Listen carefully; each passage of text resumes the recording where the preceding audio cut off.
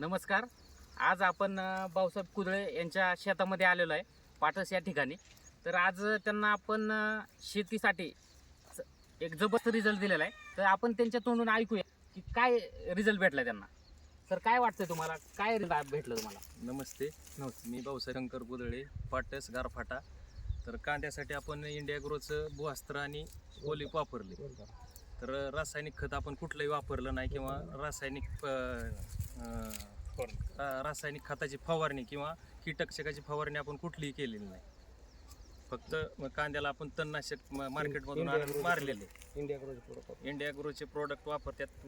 भूअस्त्र पहिल्यांदी भूअस्त्र आणि grow magic एकत्र करून आपण मोकळ्या रानात आधी टाकलं. त्याच्यानंतर त्याच्यावरती पेरणी केली कांद्याची. त्याच्यानंतर काय 20-25 दिवसांनी हे असे